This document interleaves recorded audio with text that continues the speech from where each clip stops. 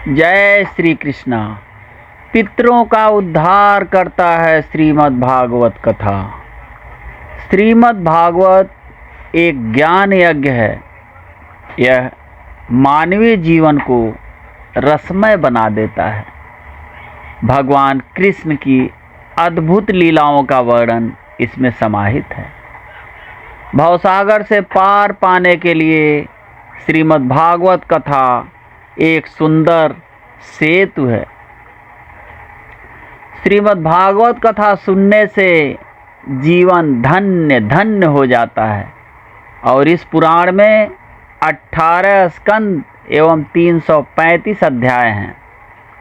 व्यास जी ने 17 पुराणों की रचना कर ली, लेकिन श्रीमद् भागवत कथा लिखने पर ही उन्हें संतोष हुआ। फिर व्यास जी ने अपने पुत्र सुखदेव जी को श्रीमद् भागवत पढ़ाई।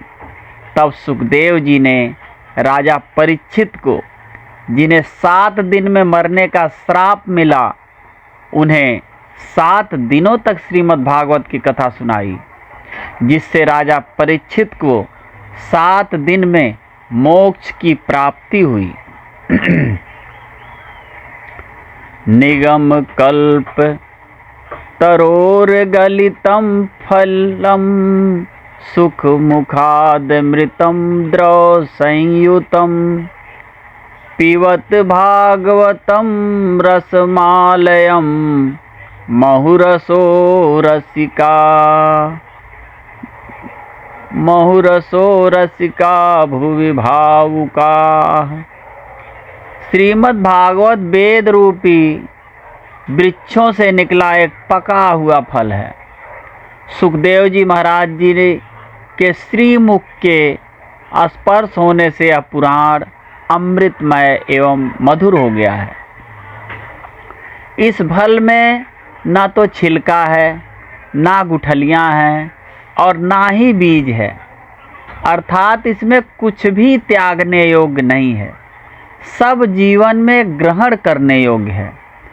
अमृत से भरे इस रस का पान करने से जीवन धन्य धन्य हो जाता है। इसलिए अधिक से अधिक श्रीमद् भागवत कथा का श्रवण करना चाहिए। जितनी ज़्यादा कथा सुनेंगे उतना ही जीवन सुधरेगा। पितरों का उद्धार करता है श्रीमद् भागवत कथा। श्रीमद् भागवत करने से पितरों का उद्धार हो जाता है। भागवत पुराण करवाने वाला अपना उद्धार तो करता ही है, अपितु अपने 7 पीढ़ियों का उद्धार कर देता है। पापी से पापी व्यक्ति भी यदि सच्चे मन से श्रीमद् भागवत की कथा सुन ले तो उसके भी समस्त पाप दूर हो जाते हैं। जीवन पर्यंत कोई पाप कर्म करता रहे और पाप कर्म करते करते मर जाए एवं भयंकर भूत प्रेत योनि में चला जाए, यदि उसके नाम से हम श्रीमद् भागवत कथा करवाएं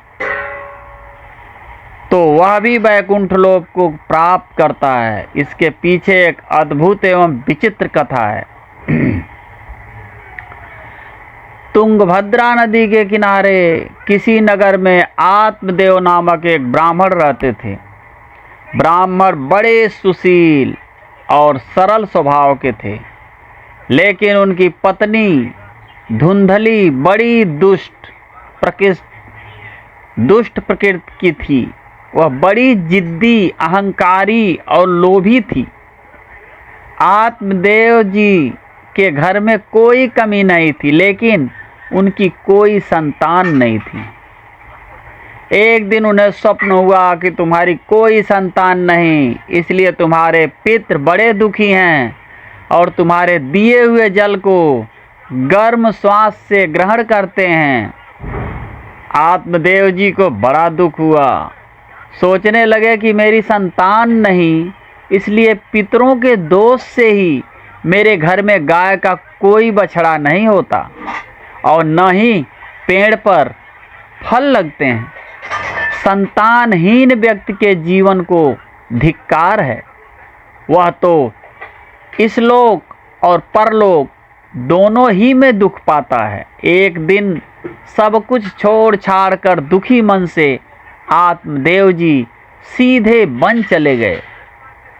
2-3 दिन तक वन में विलाप करने के पश्चात एक दिन उन्हें वहाँ एक महात्मा के दर्शन हुए और अपने दुख का कारण बताया। महात्मा ने आत्मदेव जी को एक फल दिया और कहा कि इस फल को अपनी पत्नी को खिला देना, इससे उसका पुत्र हो जाएगा। आत्मदेव जी घर आए और अपनी पत्नी धुंधली को वह फल दे दिया। धुंधली ने सोचा कि ये पता नहीं किस बाबा से उठा लाए हैं, फल खा के कुछ हो गया तो चलो संतान हो भी जाए तो उसे पालने में कितना कष्ट उठाना पड़ता है। मैं गर्भवती हो गई तो मेरा रूप सौंदर्य ही बिगड़ जाएगा। ऐसा सोचकर उसने वह फल घर में बंधी बंध्या गाय को खिला दिया और आत्मदेव जी से कहकर 6-7 महीने के लिए अपनी बहन के घर चली गई।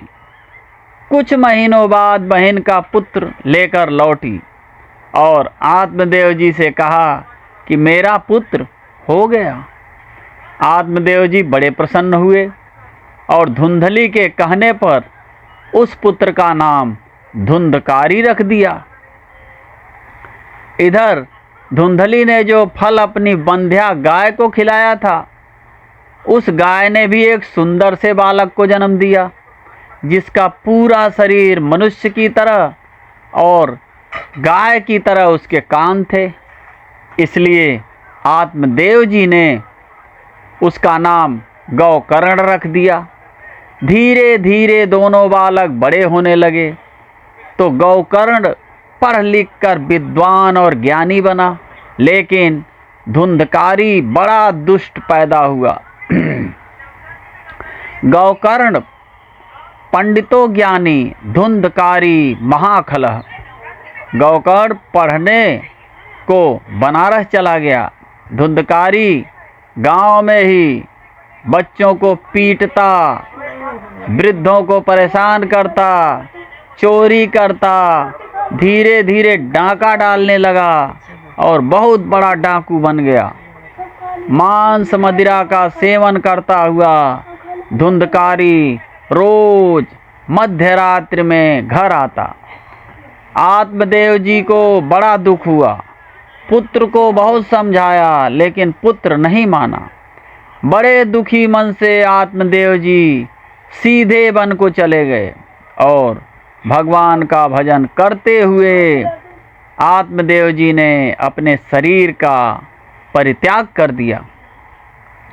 अब घर में माँ रहती तो माँ को भी धुंधकारी परेशान करने लगा, यहाँ तक कि माँ को पीटने लगा। एक दिन धुंधकारी ने भी डरकर अर्धरात्रि में कुएं में कूदकर आत्महत्या कर ली। अब तो धुंधकारी घर में 5-5 एक दिन धन के लोभ में उन धुंधकारी को मदिरा पिलाकर जलती हुई लकड़ी से जलाकर मार डाला और धुंधकारी को वहीं दफनाकर उसका सारा धन लेकर के भाग गई। धुंधकारी जीवन भर पाप कर्म करता रहा और मरने के बाद भयंकर प्रेत योनि में चला गया। एक दिन गौकर्ण जी तीर्थ यात्रा से लौटे तो जाना कि धुंधकारी प्रेत योनि में भटक रहा है। तब गौकर्ण ने अपने भाई के निमित्त श्रीमद् भागवत की कथा करवाई। 7 दिनों तक कथा सुनने के पश्चात धुंधकारी प्रेत योनि से विमुक्त होकर दिव्य स्वरूप धारण कर भगवान विष्णु के लोक में पहुंच गए। इसलिए पितरों के निमित्त श्रीमद् भागवत कथा करवाने से पितरों को मुक्ति मिल जाती है। श्रीमद् भागवत कथा सुनने का फल ये है कि मानव जीवन सबसे उत्तम और अत्यंत दुर्लभ है। श्री गोविंद की विशेष कृपा से हम मानव योनि में आए हैं। भगवान के भजन करने के लिए ही हमें यह जीवन मिला है और श्रीमद् भागवत कथा सुनने से या करने से हम अपना मानव जीवन में जन्म लेना सार्थक बना सकते हैं। श्रीमद् भागवत कथा सुनने के अनंत फल हैं। श्रीमद् भागवत कथा सुनने से मनुष्य को आत्मज्ञान होता है। भगवान की दिव्य लीलाओं को सुनकर मनुष्य अपने ऊपर परमात्मा की विशेष अनुकंपा का अनुभव करता है और श्रीमद् भागवत कथा करने से मनुष्य अपने सुंदर भाग्य का निर्माण शुरू कर देता है। वह इस लोक में सभी प्रकार के भोगों को भोग कर परलोक में भी श्रेष्ठता को प्राप्त करता है। श्रीमद् भागवत कथा मनुष्य को जीना सिखाती है तथा मनुष्य को भय से दूर करती है एवं पितृ दोषों को शांत करती है। जिस व्यक्ति ने जीवन में कोई सत्कर्म नहीं किया हो, सदैव दुराचार में लिप्त रहा हो, क्रोध रूपी अग्नि में जो हमेशा जलता रहा हो, जो व्यभिचारी हो गया हो, परस्त्रीगामी हो गया हो, यदि वह व्यक्ति भी श्रीमद् भागवत की कथा करवाए तो वह भी पापों से मुक्त हो जाता है। जो सत्य से विहीन हो गए हों, माता पिता से भी द्वेष करने लगे हों, अपने धर्म का पालन ना करते हों, वे भी ये श्रीमद् भागवत कथा सुने तो वे भी पवित्र हो जाते हैं।